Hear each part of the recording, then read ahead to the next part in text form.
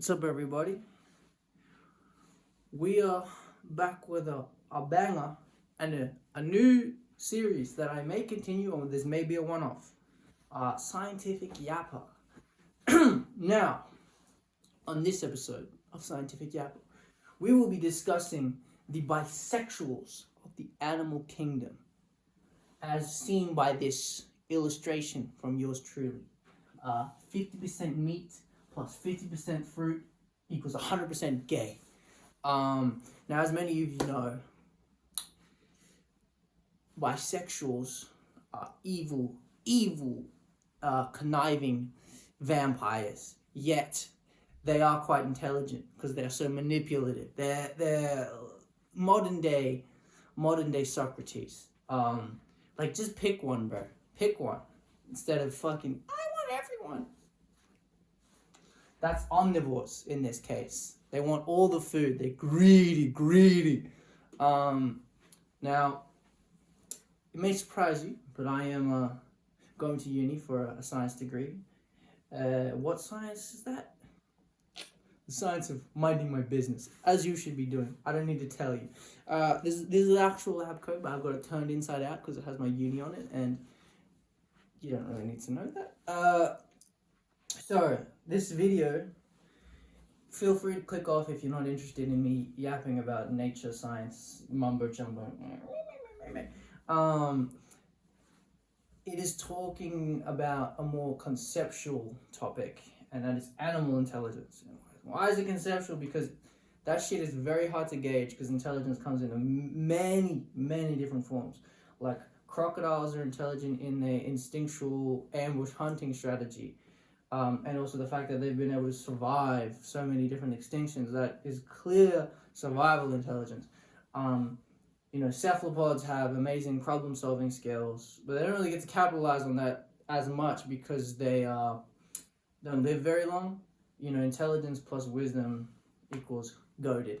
One of the reasons why humans are so successful, because we are already intelligent and we have a long lifespan. And we have a complex social system, which means we can pass down knowledge. That is one of the main reasons as to why we're so successful. But fuck all that. Let's ask the question, is omnivory an indication of high intelligence? Now, to just, get it out the way, not really. It's not really, because there's so many different examples of herbivores that are hyper intelligent and carnivores that are hyper intelligent. So think of like an elephant has incredible memory, emotional capacity, the big ass brain. Like that's a sign of intelligence. And orcas and dolphins entirely carnivorous, yet they have team strategy. They have a complex social network like us. Effective communication. They're using the environment to their advantage when hunting. They're certified geniuses. Now, another thing of how we gauge intelligence, there's a thing called EQ, or encephalization quotient, which means you measure the brain to body mass ratio at the point where it exceeds the necessary brain capacity needed to survive. So basically, all the extra shit after, you have your movement neurons, your fucking feeding neurons, like all the important stuff, like the how to breathe type deal. Anything that exceeds that is assumed to be for higher cognitive function. And that's not the only way of measuring a brain. Obviously, you have neuron abundance as well as neurological structure, so whether the brain is smooth or folded. Because if it's folded, it means the neurons are likely closer together, and if they're closer together, the messages travel far quicker. Because closer proximity. So that's the advantage of having a brain with folds in it. That's one of the distinct advantages.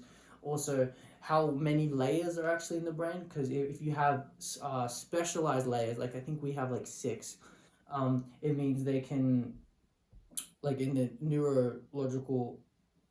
The neocortex, I should say, it means they can all be specialized into one thing Now that distributes the workload evenly of your brain, and it also means you can really hone in on that specific skill set in your brain. And if you have a bunch of different layers that all do different things, that means you're likely quite intelligent. Um, so, but also you can look at behavioral and environmental intelligence.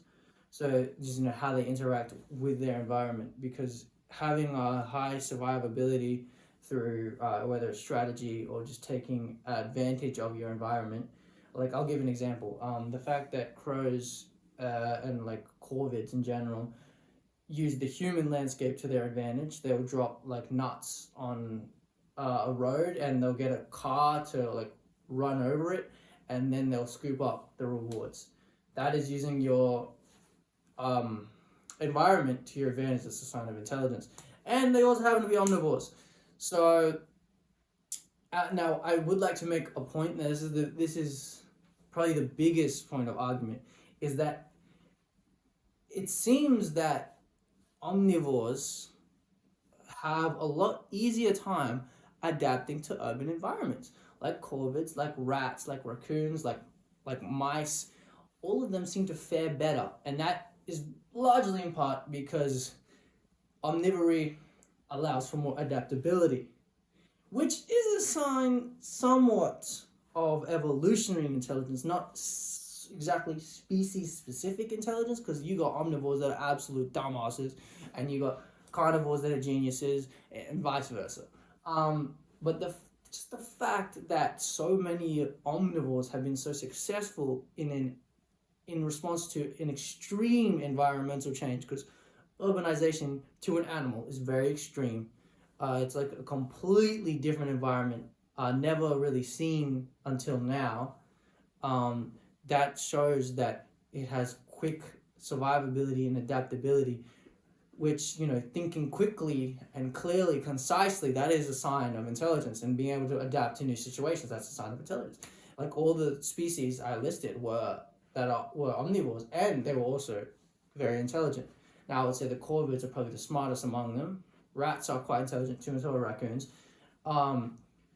But the thing with omnivory is why I'm kind of making this video, and the point I want you to take home is that because you can pick from herbivory and carnivory, it means that you're competing less than if you're like one carnivore or one entirely a herbivore.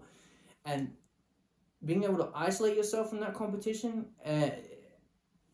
is a sign of intelligence. It also means you can occupy many different niches. You can be hunting, you can be scavenging, you can be foraging. Omnivory is part of the reason why humans are so successful. Now, it's not the main reason. The main reason is because of our social system, our opposable doms, and the fact that because of our social system and our intelligence plus our long lives, we can pass on learned knowledge. That's the main thing. Being able to pass on learned knowledge to the next generation. Like an octopus can't exactly do that because it only lives for like 8 years. So there's not as much knowledge it can gain and then pass on to its kids, because most of them don't really stick around. But I'm getting off track. So I wouldn't say that omnivory. This is the thing with science. You can't exactly say for sure, or you kind of have to like tiptoe around your like hypothesis and stuff like that. Wouldn't say omnivory is directly an indication of intelligence, but the simple fact is that there are so many intelligent omnivores. It may be that intelligent creatures or intelligent animals benefit more from being omnivorous than if you're entirely herbivorous, because it means you can do far more things because your diet is so varied. And it also means that you can respond easier to environmental change. So to fully answer the hypothesis, I don't think omnivory is a sign of intelligence. However, it benefits, I would argue, it benefits intelligent creatures to be omnivorous versus other diets. Anyway, I just wanted to do a little more sciencey instead of like some troll shit. I hope you enjoyed. If you didn't, that's fine too. Stay healthy, stay omnivorous. Unless you're vegan, that's cool. Like, do your thing. If you're entirely a carnivorous person, stay away from me. But more power to you. Anyway, this scientific yapper out.